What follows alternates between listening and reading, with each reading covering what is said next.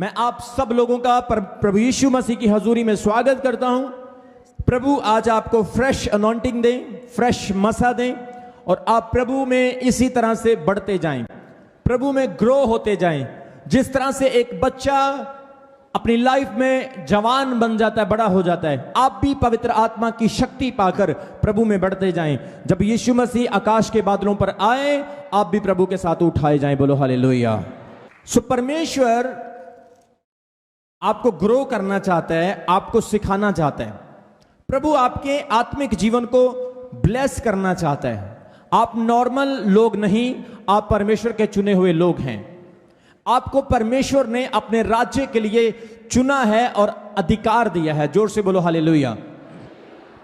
आप लोग जीवित जी भी परमेश्वर के हैं और इस संसार को छोड़ने के बाद भी आप परमेश्वर के पास जाएंगे। इस बात को याद रखना, आपकी आत्मा सिक्योर है, आप परमेश्वर की संतान हैं। और जब तक आपका मिशन, जब तक आपकी जिंदगी इस संसार में है, आप लोग प्रभावशाली होंगे, आप लोग इस्तेमाल होंगे। जोर से बोलो हालेलुया। आप लोग मुक्ति पाए हुए, साल्वेशन पाए हुए लोग हो। अब बीमारी का, शैतान का कोई अधिकार नहीं आपके ऊपर, क्योंकि आपका शरीर पवित्र आत्मा का मंदिर बन चुका है। जोर से बोलो हालेलुया। प्रभु में बढ़ते जाना है, परमेश्वर की सेवा के काम को आगे बढ़ाना है। यह एक विश्वासी का कर्तव्य है, यह आपके जीवन का उद्देश्य है। आपको प्रभु यीशु ने चुना, बपतिस्मा लिया, पवित्र आत्मा का दान पाया। अब आपका फर्ज बनता है कि आप परमेश्वर की सेवा में बढ़ें, आप प्रभु के कामों को पूरा करें। जो उद्देश्य परमेश्वर ने आपको दिया, आप उस उद्देश्य को पूरा कर सकें। यीशु मसीह की आयु 33.5 साल की थी और यीशु मसीह थोड़ी उम्र में एक बड़ा महान कार्य करके गए। यीशु मसीह को आज सारी दुनिया मानती है और वो हमारे उद्धार करता है। उम्र मायने नहीं रखती कि आप 100 साल की उम्र जिए या आप 200 साल की उम्र जिए। मायने ये रखता है आपने अपनी उम्र में किया क्या है, आपने अपने जीवन में क्या प्राप्त किया और क्या उद्देश्य को पूरा किया है। यीशु मसीह ने अपने चेलों को आशीष दी, यीशु मसीह ने अपने चेलों को अधिकार दिया और उन्हें शक्ति दी, उन्हें बल दिया, ताकत दी, और उन्होंने भी यीशु मसीह की तरह प्रभावशाली काम किए और दुनिया को बचाया। लोगों को यीशु मसीह का नाम, सुसमाचार प्रचार किया। जोर से बोलो हालेलुया।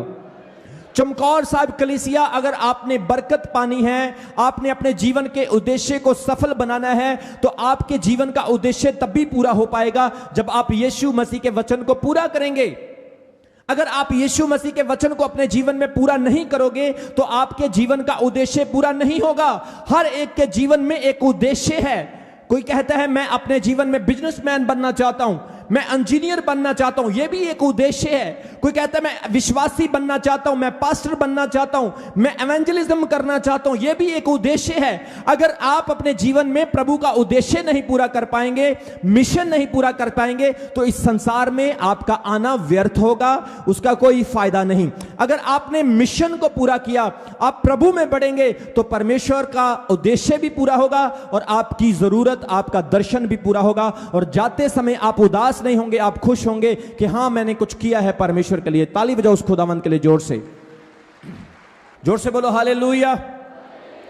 प्रभु यीशु मसीह ने जब अपने चेलों को सेवकाई के लिए भेजा, तो प्रभु ने उन्हें अधिकार दिया, उन्हें विश्वास करने वाले लोग कहा। जब हम पढ़ते हैं मरकुस की अंजील, उसका 16 अध्याय, उसके 17 वचन और 18 वचन को पढ़ेंगे, वहां पर पवित्र शास्त्र बाइबल हमें क्या सिखाता है। आइए हम ध्यान से पढ़ेंगे पवित्र शास्त्र बाइबल यहां पर क्या सिखा रहा है। यीशु मसीह ने अपने चेलों को क्या कहा, विश्वास करने वालों में ये चिन्ह होंगे, वे मेरे नाम से दुष्ट आत्माओं को निकालेंगे, वे नई नई भाषा बोलेंगे, सांपों को उठा लेंगे, और यदि वे प्राण नाशक वस्तु पी जाएं तो भी उनको कुछ हानि ना होगी, वे बीमारों पर हाथ रखेंगे और बीमार भी चंगे हो जाएंगे। जोर से बोलो हालेलुया। प्रभु यीशु मसीह में जब आप आते हैं मेरे प्रियो, तो आप नॉर्मल विश्वासी नहीं रहते। एक बहन अपने आप को नॉर्मल ना समझे, आपने बपतिस्मा लेकर पवित्र आत्मा पाया है, अब प्रभु की शक्ति आपके अंदर आ गई है। एक भाई अपने आप को नॉर्मल ना समझे, जब आपने बपतिस्मा लेकर पवित्र आत्मा पाया है, आपका धर्म नहीं बदला, आपका जात और आपका नाम नहीं बदला, यीशु मसीह ने आपका हृदय बदला है, आपका अंदरूनी हिस्सा बदला है और परमेश्वर की सामर्थ आपके अब अंदर आ चुकी है। अगर आप विश्वास करने वाले हैं तो ये जितनी बातें बाइबल में लिखी हैं सब आपके आपके जीवन में पूरी होगी। जोर से बोलो हालेलुया। जहां पर लिखा विश्वास करने वालों के साथ ये चिन्ह होंगे, किन लोगों के साथ ये चिन्ह होंगे? जोर से बोलो, सारी कलीसिया, पीछे वाले लोग बोलो, किन्ना लोकां दे नाल ये चिन्ह होंगे? जो विश्वास करेंगे। जो विश्वास करेंगे उनके साथ क्या चिन्ह होंगे? वे दुष्ट आत्माओं को निकालेंगे। कौन लोग निकालेंगे? जो विश्वास करते हैं। जोर से बोलो हालेलुया। बाइबल कहती है जो गालियां निकालते हैं वो नहीं, जो शराब पीते जुआ खेलते हैं वो नहीं, जो व्यभिचार करते हैं वो नहीं, जो हर रोज पाप की तरफ खींचे जाते हैं वो नहीं, जो अपने जीवन को बर्बाद कर रहे हैं, अपने शरीर को नरक में झोंक रहे हैं वो नहीं। बाइबल कहती जो विश्वास करने वाले हैं वो शैतान पर अधिकार रखेंगे। जोर से बोलो हालेलुया। एक विश्वासी को शैतान गुमराह कर लेता है, मुझे करके दिखाए। मैं चैलेंज करता हूं शैतान को, मेरे सामने कोई भी ऑफर रखकर दिखा शैतान, तू फेल हो जाएगा, क्योंकि मैं जानता हूं मैं एक विश्वास करने वाला हूं। आज प्रभु का आत्मा कलीसिया आपको यही बात कर रहा है। शैतान कोई भी ऑफर आपके सामने रखता है, लेकिन आप लोग उन ऑफर को रिजेक्ट करने वाले होने चाहिए, क्योंकि आप विश्वास करने वाले विश्वासी हैं। जोर से बोलो हालेलुया। विश्वास करने वालों के साथ बाइबल कहती है ये चिन्ह होंगे।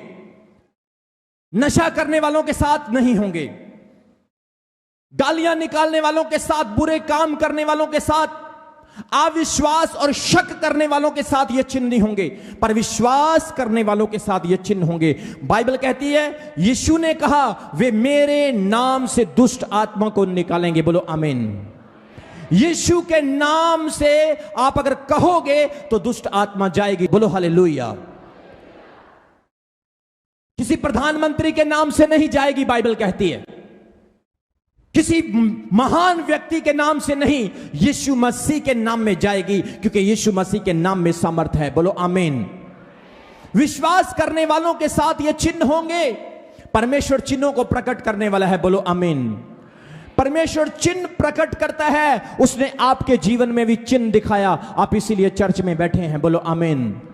प्रभु ने आपके जीवन में भी चमत्कार किया, एक चिन्ह प्रकट किया और पैदा कर दिया, दिखा दिया आपको कि वो जिंदा परमेश्वर है। बोलो आमीन। उसने दिखा दिया एक बहन को, उसने दिखा दिया एक भाई को वो आज भी काम करने वाला परमेश्वर है। बोलो आमीन। प्रभु बाइबल में चिन्ह दिखाता रहा। बाइबल कहती है अब्राहम को चिन्ह दिखाया, इसीलिए उसने विश्वास किया। नूह नबी को चिन्ह दिखाया, इसीलिए उसने विश्वास किया।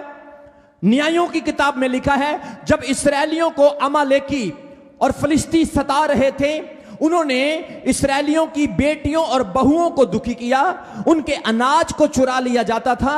वचन में लिखा कोई नबी नहीं, कोई प्रॉफिट नहीं, उस वक्त कोई छुड़ाने वाला नहीं। परमेश्वर ने एक साधारण व्यक्ति से बात की जिसका नाम था गिदोन। जोर से बोलो हालेलुया।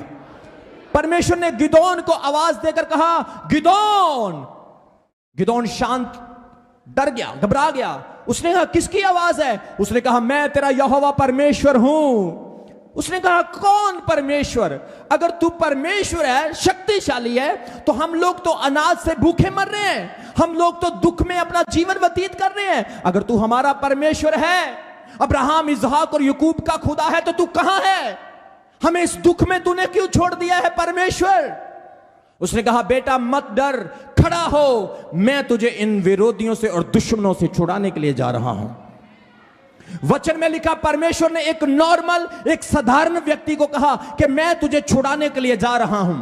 आज अगर एक बहन को परमेश्वर कहे मैं तुझे छुड़ाने के लिए जा रहा हूं, तेरे देश को तेरे द्वारा छुड़ाऊंगा, वो विश्वास नहीं करेगी। एक भाई विश्वास नहीं करेगा, क्योंकि उनके लिए यह काम स्ट्रेंजर और बहुत अविश्वास से भरा हुआ होगा, जोखिम से भरा हुआ होगा।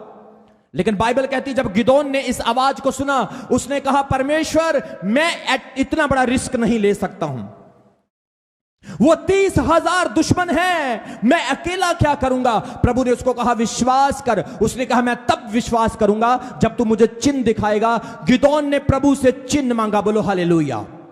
परमेश्वर ने गिदोन से कहा, मांग, तू क्या चिन्ह मांगना चाहता है? क्योंकि परमेश्वर दिखाई नहीं देता, वो एक आत्मा है। कितने लोगों को समझ आ रही है?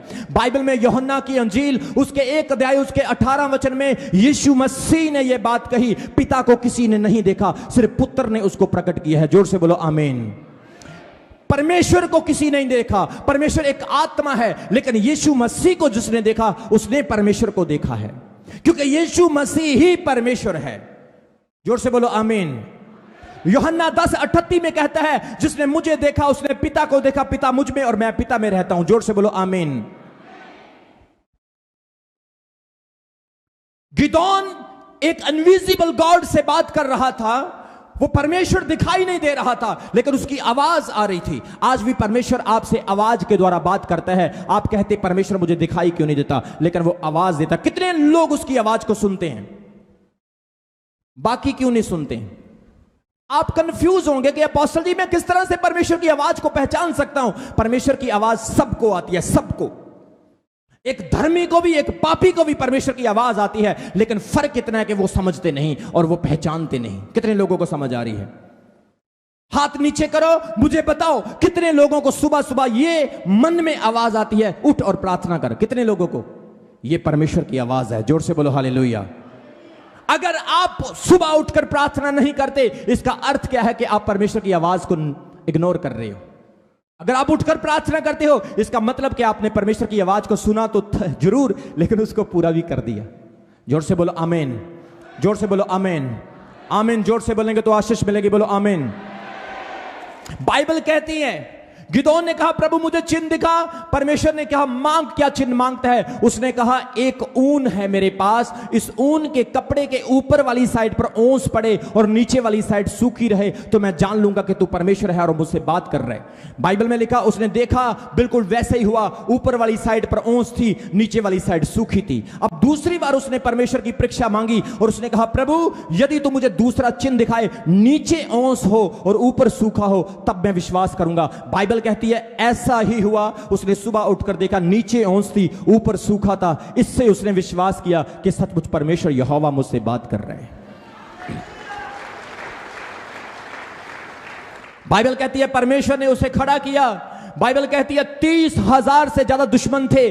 उन्होंने अपने साथ बहुत सारे साथियों को, बहुत सारे सिपाहियों को इकट्ठा किया, लेकिन परमेश्वर ने कहा गिदोन मैं तुझे इन लोगों से युद्ध नहीं करवाऊंगा। कल को ये लोग कहेंगे घुमंड में आकर कि हम अपनी ताकत से जीते हैं। मैं तुझे कहता हूं कि इन नदी के तट पर ले जा और जो कुत्तों की तरह पानी पिएंगे चपड़ चपड़ करके उन्हें अलग कर देना और बाकियों को अलग कर देना। बाइबल कहती है जिन्होंने कुत्तों की तरह चपड़ चपड़ करके पानी पिया, उसने कहा यही वफादार है जो तेरा कहना मानने वाले हैं। मेरे प्रियो, उधर 30,000 थे, इधर 300 से। परमेश्वर ने 300 लोगों से 30,000 लोगों को हरा दिया। इस चीज से परमेश्वर ने साबित कर दिया कि कल को तुम ताना नहीं मारोगे परमेश्वर को कि हम अपनी ताकत, अपने इंटेलिजेंट, अपनी एजुकेशन से जीते हैं। हम जीते हैं तो सर्वशक्तिमान की समर्थ से जीते हैं। तारीफ करो ताली बजाकर परमेश्वर की।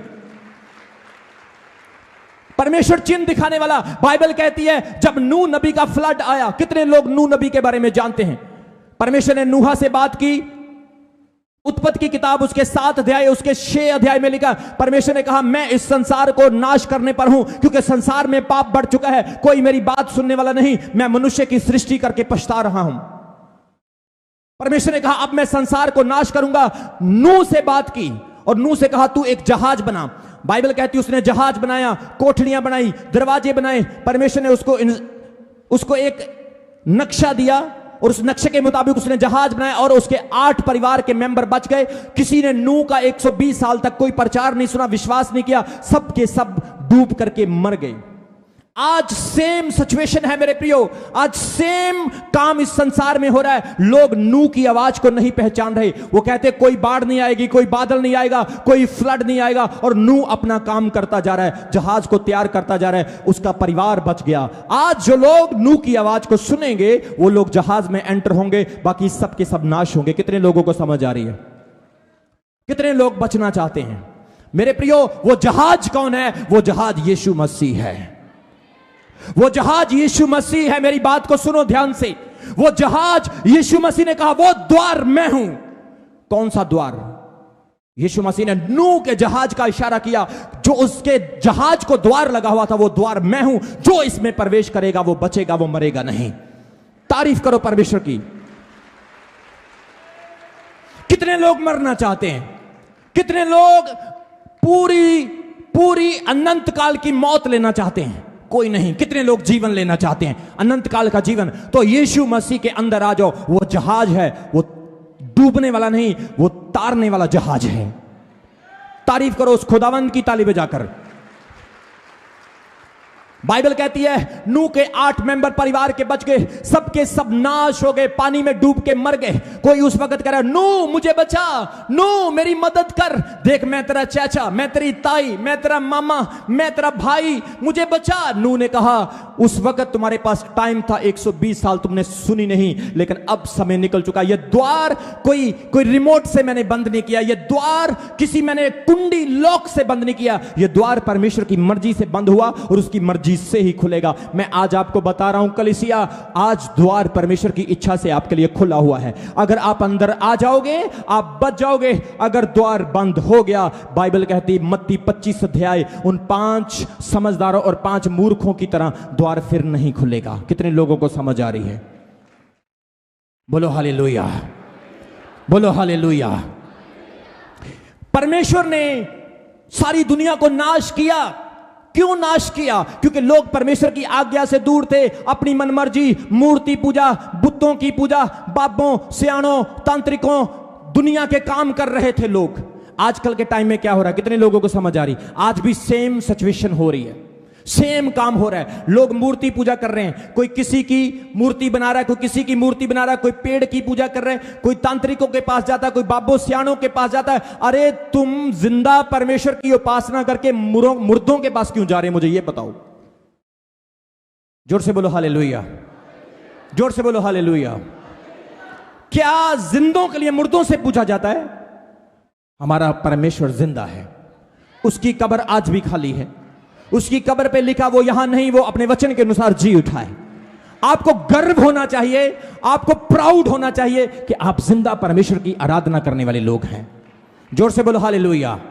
मैं आपको बोल रहा हूं, परमेश्वर का आत्मा कह रहा है अच्छे दिनों का इंतजार करना बंद करो। बहुत सारे लोग कह रहे हैं अच्छे दिन आएंगे, अच्छे दिन आएंगे। बहुत सारे लोग कह रहे हैं ये संसार और बेटर होगा। अब ये संसार बेटर नहीं होगा, मैं प्रोफेटिकली आपको बोल रहा हूं, ये संसार का और ज्यादा बुरा हाल होने वाला। लेकिन बाइबल कहती है हरेक जो कोई प्रभु का नाम लेगा वही बचाया जाएगा।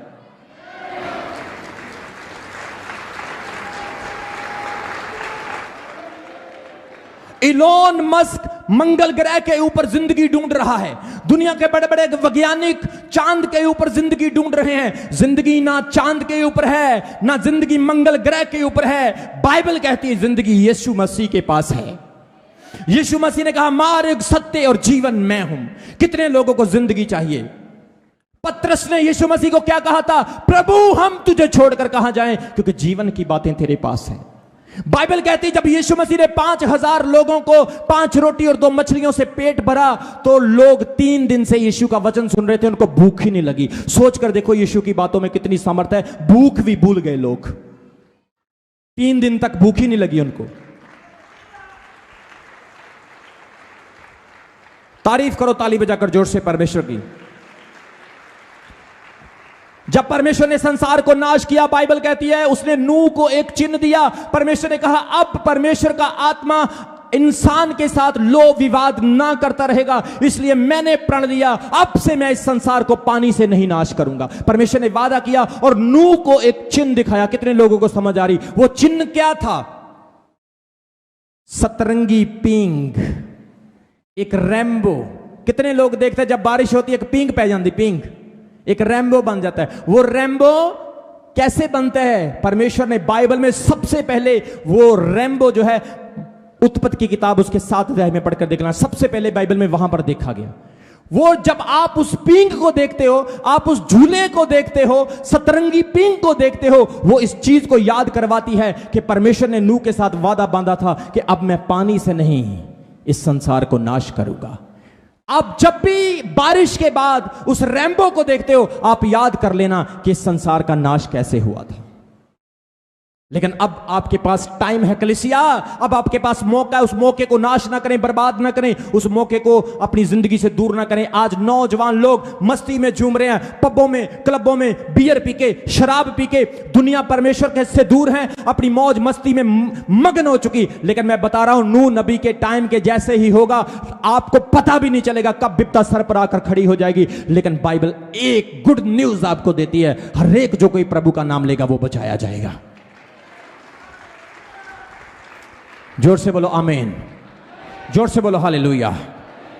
बाइबल में बहुत सारे चिन्ह हैं, हमने बाइबल में पढ़ा विश्वास करने वालों के साथ ये चिन्ह होंगे। अब नए नियम के लोगों के साथ क्या चिन्ह है कि वो मेरे नाम से, यीशु कहता है, दुष्ट आत्माओं को निकालेंगे।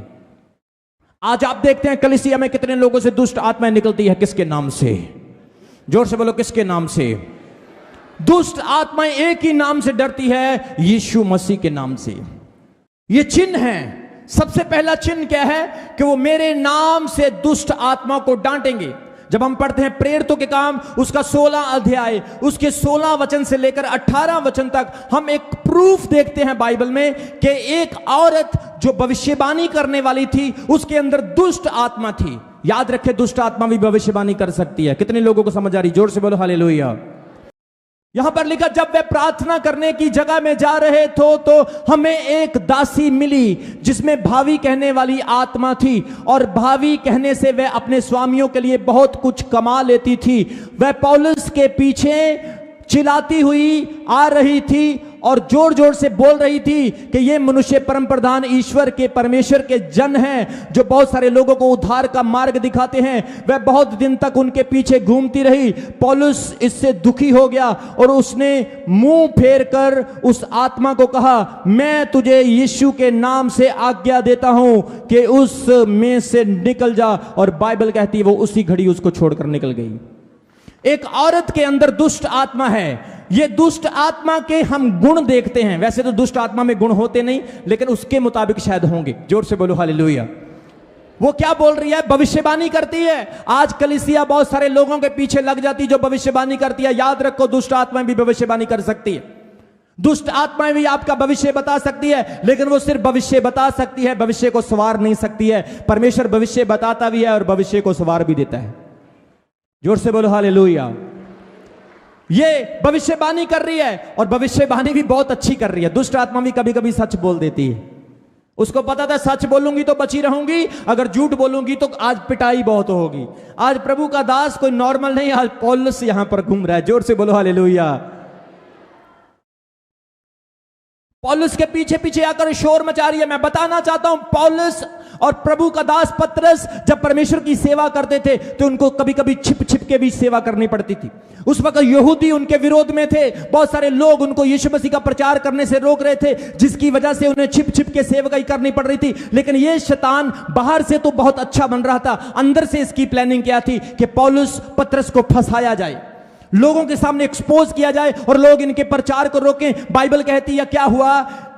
पौलुस के पीछे चिल्ला रही है, ये परम प्रधान ईश्वर के दास हैं, परम प्रधान ईश्वर के जन हैं। जोर से बोलो हालेलुया। आज शैतान जानता है कि आप यीशु मसीह के बेटे और बेटियां हैं। शैतान जानता है कि आप यीशु मसीह के लहू से खरीदे गए हैं। शैतान जानता है आप बपतिस्मा पा चुके हैं, आप पवित्र आत्मा पा चुके हैं। अब मृत्यु का, पाप का, अंधकार का आपके ऊपर कोई अधिकार नहीं रहा है। जोर से बोलो हालेलुया। कितने लोगों को वचन की समझ आ रही है? अगर वचन की समझ आ रही है तो आज यीशु मसीह आपके घर में आने वाला है। ताली बजाओ परमेश्वर के लिए। बहुत दिन तक ये उनके पीछे शोर मचाती रही, लेकिन पौलुस दुखी हो गया, इरिटेटेड हो गया और पौलुस ने कहा, हे दुष्ट आत्मा, हे इविल स्पिरिट, मैं तुझे यीशु मसीह के नाम से। किसके नाम से? मैंने कहा विश्वास करने वालों के साथ ये चिन्ह होंगे। यीशु ने कहा वह मेरा नाम लेकर किसको निकालेंगे? दुष्ट आत्मा को। पौलुस ने किसका नाम लिया?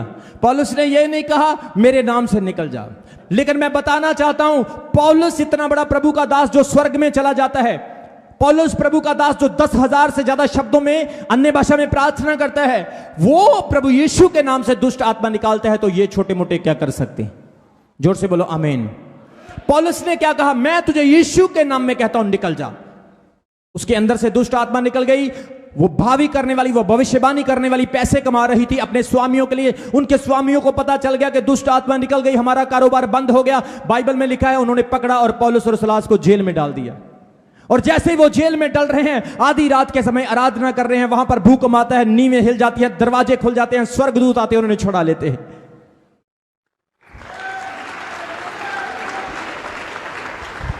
कितने लोगों को वचन की समझ आ रही है आज? कुछ पल्ले पै रहे थोड़े, समझ आंदी पई है थानू, खिड़कियां खोल दियां पईयां ने। कई कहते, मैं कहना हां जी समझ आ गई है अपोस्टल जी, समझ गया, समझ गया, समझ गया नहीं, समझ गया, ये होना चाहिए। जोर से बोलो आमीन। यीशु मसीह के नाम में दुष्ट आत्मा भागती है। कभी कभी आप यीशु मसीह का नाम लेते हो, किसी गांव में, किसी शहर में प्रचार करते, लोग आपका विरोध करेंगे। कितने लोगों को समझ आ रही है? आपके पड़ोसियों को पता चल गया आप क्रिश्चियन बन गए, आप मसीह बन गए, आपने यीशु मसीह को ग्रहण कर लिया, वो आपका विरोध करेंगे, आपके काम में वो रुकावट डालने की कोशिश करेंगे, आपसे नफरत करेंगे, आपको बुरा कहेंगे, आपको बुरे तरीके से ट्रीट करने की कोशिश करेंगे। मेरे प्रियो, आपके पड़ोसियों का कसूर नहीं, क्योंकि उसके अंदर कुछ है। तू नहीं बोल दी, तेरे च तेरा यार बोल दा। कितने लोगों को समझ आ रही है? जोर से बोलो हालेलुया, जोर से बोलो आमीन। यहां पर क्या हो रहा है? विरोधता हो गई, क्योंकि परमेश्वर के दास ने दुष्ट आत्मा को डांट दिया। आज शैतान लोगों के अंदर से बात कर सकता है। बाइबल कहती है शैतान बहुत सारे लोगों को परीक्षा में डाल सकता है। पहला पत्रस उसका 5 अध्याय उसके 7 वचन में लिखा है कि शैतान फाड़ने वाले सिंह की तरह ढूंढ रहा है कि वो किसको फाड़ खाए। कितने लोगों को समझ आ रही है? आज परमेश्वर चाहता है आप लोग विश्वास करने वाले बने और ये चिन्ह आपकी जिंदगी में पैदा होने स्टार्ट हो जाएं। आमीन। ऊंचा लंबा बड़ा चुप, आशीष भी वैसी है। जोर से बोलो। सबसे पहला वो कहता तुम मेरे नाम से दुष्ट आत्मा को बोलोगे तो वो भाग जाएगी। दूसरा, वे नई नई भाषा बोलेंगे। सबसे पहला वो मेरे नाम से दुष्ट आत्मा को निकालेंगे, दूसरा वो नई नई भाषा बोलेंगे। कौन सी भाषा बोलेंगे? बोलो कौन सी? ये अंग्रेजी की, पंजाबी की, हिंदी की, फारसी की, उर्दू की, मलयालम की, तमिल की, कन्नड़ा की, फ्रेंच की, चाइनीज की, जापानीज की बात नहीं हो रही। ये नई नई भाषा की बात हो रही, ये स्वर्गीय भाषा की बात हो रही। जोर से बोलो आमीन। पहला चिन्ह वो दुष्ट आत्मा को निकालेंगे, दूसरा चिन्ह वो नई नई भाषा बोलेंगे। नई नई भाषा कौन सी भाषा है? अन्य भाषा, पराई भाषा। इंग्लिश में इसको टंग्स कहते हैं। जोर से बोलो आमीन, जोर से बोलो हालेलुया। जब हम बाइबल में पढ़ते हैं प्रेरितों के काम उसका 2 अध्याय उसके 1 वचन में लिखा है, जब 120 लोग अटारी में बैठकर प्रार्थना कर रहे थे, पवित्र आत्मा 120 लोगों के ऊपर उतरा और बाइबल कहती है सबके सब पवित्र आत्मा से भर गए। वहां पर यहूदी, फारसी, इब्रानी सब लोग इकट्ठे थे, क्योंकि यरूशलेम में एक बहुत बड़ा फेस्टिवल हो रहा था। धार्मिक स्थल, धार्मिक त्योहार मनाया जा रहा था। और वचन में लिखा है जैसे ही वो अन्य भाषा बोलने लगे, उन्होंने देखा कि ये नई नई भाषा, कौन सी भाषा बोल रहे हैं। जोर से बोलो आमीन, जोर से बोलो हालेलुया, ऊंचे से बोलो हालेलुया। वो सब लोग हैरान हो गए। परमेश्वर के वचन में लिखा, परमेश्वर कहता है आने वाले समय में मैं ऊपरी भाषा से, फॉरेन लैंग्वेज से लोगों से बात करूंगा। आज जब आप अन्य भाषा बोलते हो, री बी बी शेखेरे प्रोस्किनियो ग्रोसली अला खरामंदा, जब आप ओपरी भाषा बोलते हो, कुछ लोग समझ नहीं पाते क्योंकि यह भाषा ओपरी है। जब दारा राजा को एक हाथ दिखाई दिया, दानियेल की पुस्तक में लिखा, उसने हाथ ही देखा, परमेश्वर को नहीं देखा। वो हाथ चेतावनी दे रहा था, मने मने तकेल उफरसीन। किसी पंडित को, किसी तांत्रिक को उस हाथ की समझ नहीं आई, लेकिन दानियेल ने उसका अर्थ बताया। मने मने तकेल, हे राजा तू तोला गया, मने मने तकेल उफरसीन, तेरे राज्य का अंत आ चुका है। कितने लोगों को समझ आ रही है? अन्य भाषा वही समझ सकता है जो स्वर्गीय है, जमीन के लोगों का मतलब नहीं है। जोर से बोलो हालेलुया। दूसरा वादा, दूसरा चिन्ह, वो नई नई भाषा बोलेंगे। पौलुस कहते हैं मैं 10,000 शब्दों से ज्यादा शब्दों में प्रार्थना करता हूं, अन्य भाषा में। आजकल लोग प्रार्थना करते हैं हालेलुया हालेलुया हालेलुया, सो गए, सुबह उठे आमीन, चलो होगी प्रार्थना। लेकिन पौलुस कहता है मैं 10,000 शब्दों से अन्य भाषा में प्रार्थना करता हूं। जोर से बोलो हालेलुया। बहुत सारे लोग खाना खाएंगे, खाना खाने वक्त प्रार्थना करेंगे, प्रभु इसे शुद्ध कर, पवित्र कर, मैं खाऊं और मोटा तगड़ा हो जाऊं। जोर से बोलो हालेलुया। बहुत सारे लोग तो स्वादिष्ट खाना चिकन के पीस पड़े हों, शाही पनीर पड़ा हो, प्रार्थना करनी भूल जाते, मुंह से लाले गिरनी स्टार्ट हो जाती हैं। कितने लोगों के साथ ऐसा होता है? कुछ ईमानदार लोग भी यहां बैठे हाथ खड़े कर रहे हैं, जोर से बोलो हालेलुया।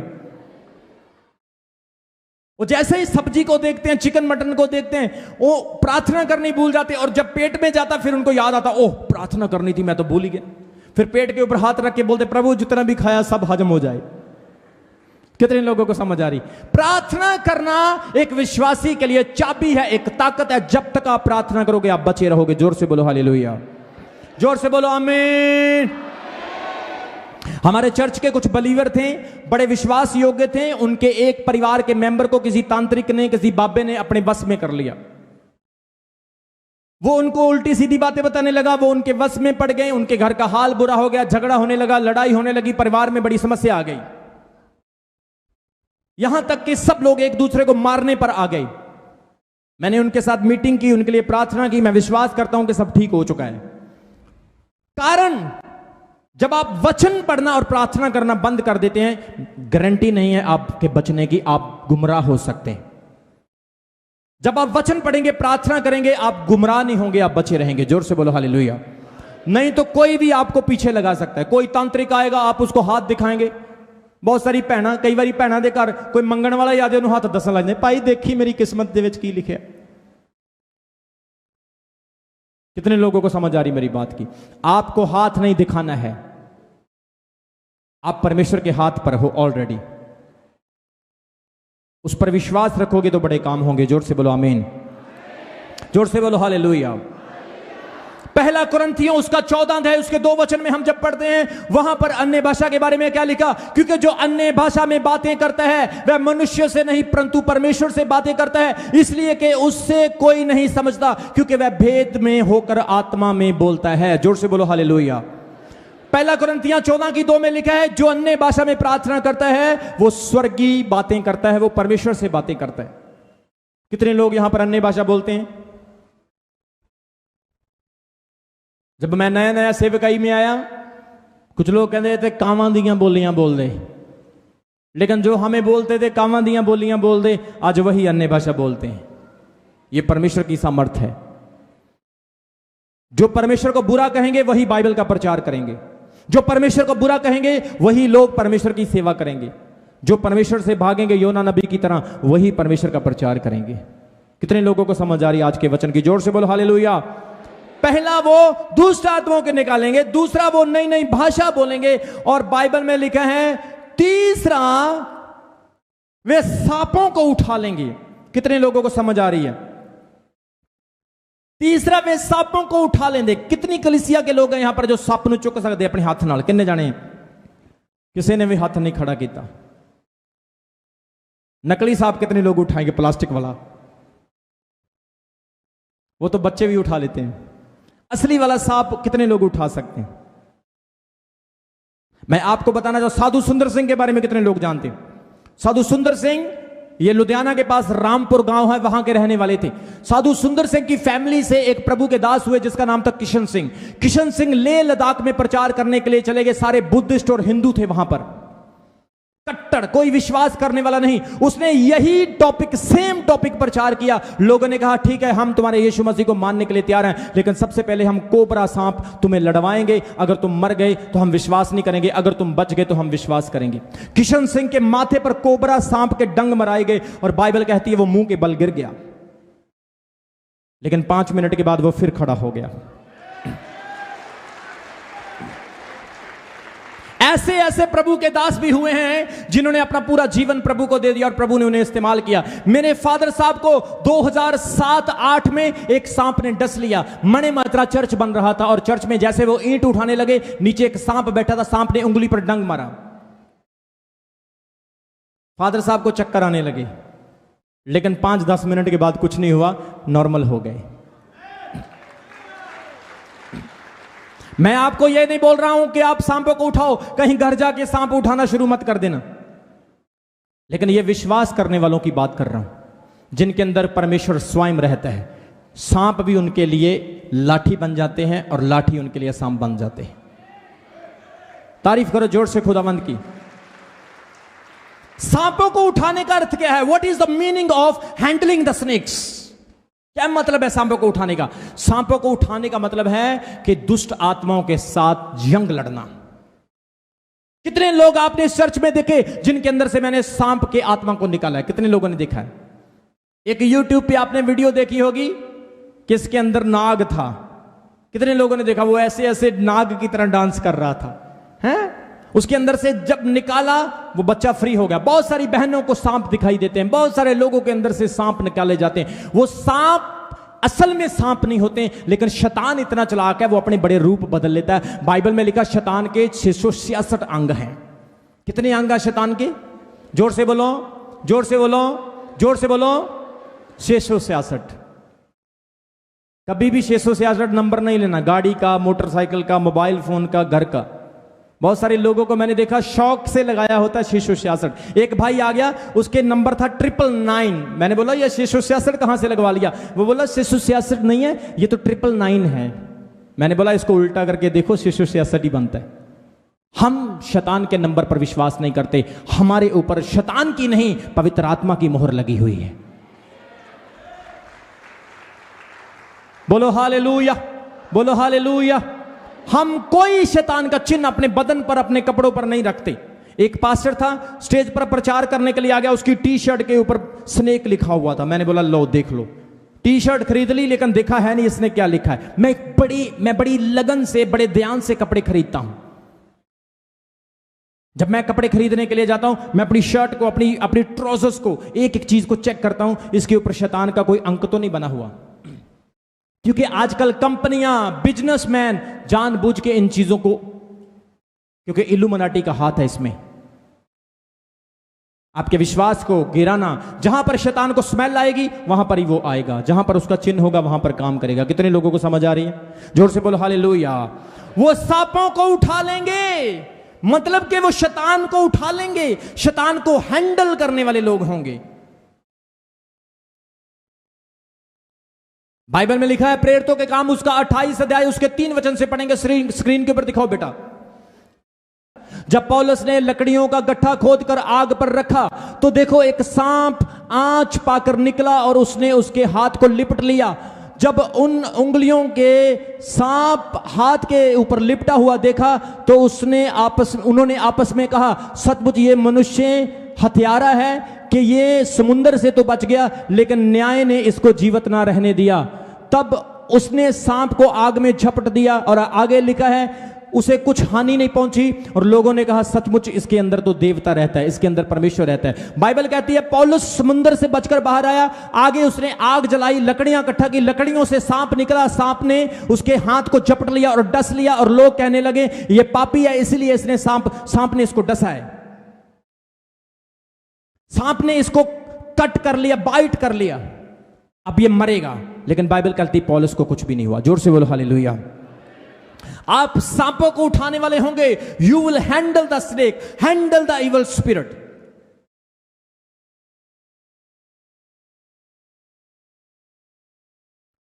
चौथी लाइन लिखी है वे प्राणनाशक चीज पी लेंगे पर उनकी कुछ हानि नहीं। सबसे पहली चीज क्या है? वो दुष्ट आत्माओं को निकालेंगे। दूसरा वो नई नई भाषा बोलेंगे। तीसरा वो सांपों को उठा लेंगे। और चौथा वो प्राण नाशक वस्तु पी जाएंगे पर उनकी कुछ हानि नहीं होगी। अगर सच्चा कोई प्रभु का बंदा होगा तो जहर भी उसको नुकसान नहीं कर सकता है।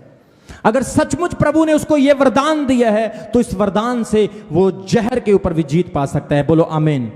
आमीन बड़ा बोलेंगे, जोर से बोलेंगे, जोर से बोलेंगे हालेलुया।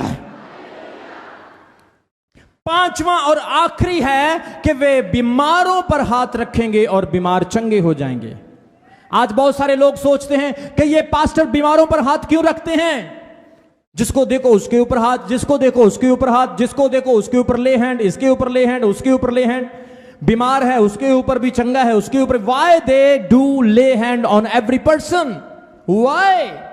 लेकिन बाइबल में यीशु मसीह ने यह आदेश दिया है कि तुम रोगियों पर हाथ रखो और रोगी चंगे हो। यह अधिकार दिया है। जोर से बोलो हालेलुया। क्योंकि हाथ रखने वालों के पीछे एक तो अधिकार है, दूसरा सामर्थ है। जोर से बोलो हालेलुया। दो चीजें हमेशा अगर इकट्ठी हो जाए तो बड़ा काम होता है। एक पावर, दूसरी अथॉरिटी। अथॉरिटी होती है रोकने वाली, अथॉरिटी होती है खोलने वाली, और पावर होती है चलाने वाली। जोर से बोलो आमीन। वचन में लिखा तुम रोगियों पर हाथ रखोगे, रोगी चंगे हो जाएंगे। बाइबल में लिखा है नए नियम में सबसे पहले हाथ किस पर रखा गया? स्तिफान के ऊपर, सित्फनुस के ऊपर।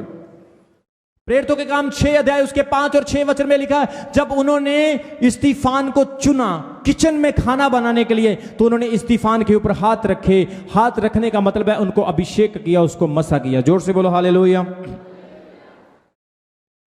सामरिया के लोगों के ऊपर प्रेरितों के काम उसके 8 अध्याय में लिखा है पौलुस ने सामरिया के लोगों के ऊपर हाथ रखे। उन्होंने सिर्फ यीशु के नाम से बपतिस्मा लिया था, पवित्र आत्मा भी नहीं पाया था, लेकिन जैसे ही उनके ऊपर हाथ रखे उनके ऊपर पवित्र आत्मा आ गया। यूहन्ना 3:1 में लिखा है कि पतरस और यूहन्ना ने जब उस लंगड़े को मंदिर के सामने देखा, उन्होंने उस पर हाथ रखे, उसको उठाया और वो लंगड़ा चंगा हो गया।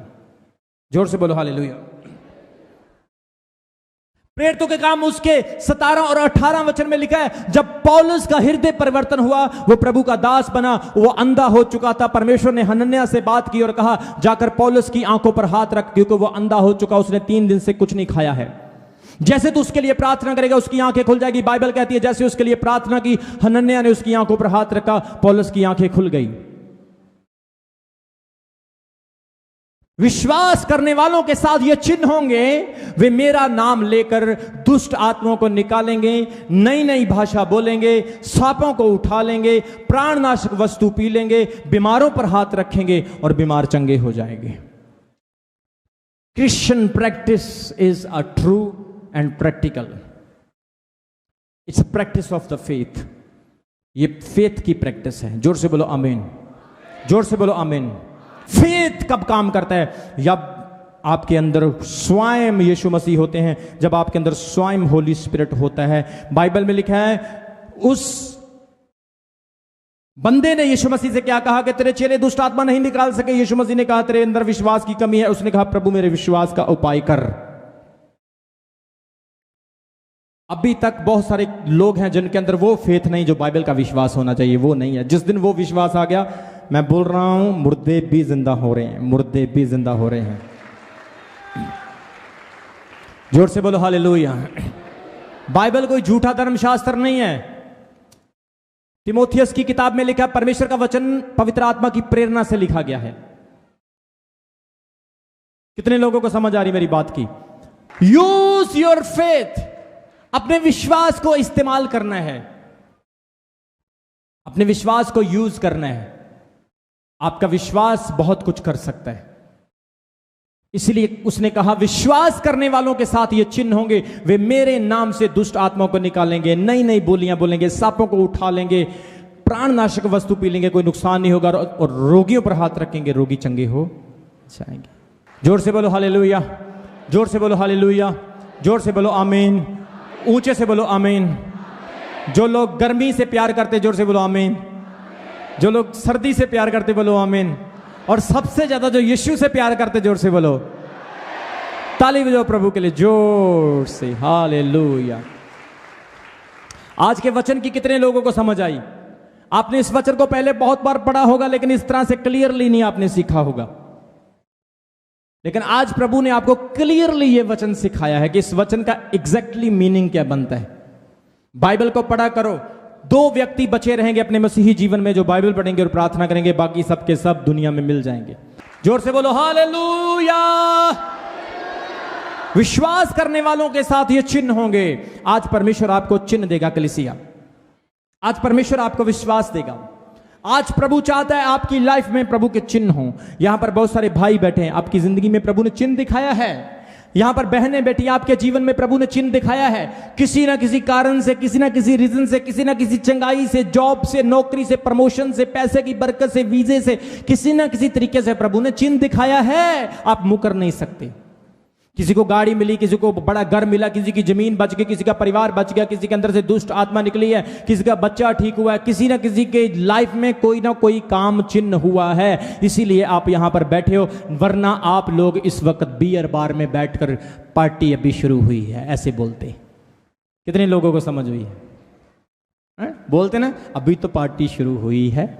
मैंने बोला अभी तो बेटा पार्टी शुरू हुई है, थोड़े से घुटनों में जान कम होने दे, थोड़ी चमड़ी झुर्रियां पड़ने दे, फिर मेरे को बोलना अभी तो पौधी शुरू हुई है, फिर ऐसे बोलेगा। कितने लोगों को समझ आ रही है? बाइबल में लिखा है जवान जवानी के दिनों में अपने प्रभु को याद रख। सब बोलो, क्या कहता है परमेश्वर? हे जवान, जवानी के दिनों में अपने परमेश्वर को याद रख, मैं तेरी आयु को इस संसार में लंबी करूंगा। कितने लोग चाहते मेरी आयु लंबी हो? बोलो हालेलुया, जोर से बोलो हालेलुया। आपकी आयु तभी लंबी हो सकती है जब प्रभु यीशु आपके अंदर होगा। बोलो यीशु मेरे अंदर आ, प्रभु मेरी लाइफ में आ, प्रभु मुझे ब्लेस कर, प्रभु मुझे आशीषित कर। Hallelujah, hallelujah. Thank you Holi spirit, thank you Jesus. आज हमने वचन में पढ़ा, विश्वास करने वालों के साथ ये चिन्ह होंगे, वे मेरा नाम लेकर जो चाहेंगे वो कर सकते हैं। आज मैं रोगियों पर हाथ रखूंगा, आप विश्वास करें रोगी चंगे हो गए। आज मैं दुष्ट आत्मा को डांटूंगा, विश्वास करें वो भागेंगे। आज आप शैतान को अपने हाथों में उठाएंगे, सांप को उठाएंगे, हैंडल करेंगे, खड़े हो जाए अपने स्थान के ऊपर। अगर आप भी अपने जीवन में चंगाई, आशीष, छुटकारा और शांति को पाना चाहते हैं तो आप भी रमन हंस मिनिस्ट्री में आ सकते हैं। परमेश्वर के दास संडे सुबह की मीटिंग चमकौर साहिब, डिस्ट्रिक्ट रोपड़, पंजाब में करते हैं, जिसका समय सुबह 10 बजे से लेकर दोपहर 2 बजे तक है। और संडे शाम की मीटिंग राजपुरा ब्रांच में करते हैं, जो सदर थाने के पास है, जिसका समय शाम 6 बजे से लेकर रात 10 बजे तक है। पूरी जानकारी लेने के लिए आप हमारे इस प्रार्थना लाइन नंबर पर कॉल कर सकते हैं। नंबर है 0160500800। विश्वास के साथ आएं और अपने जीवन को बदलता हुआ देखें। आमीन।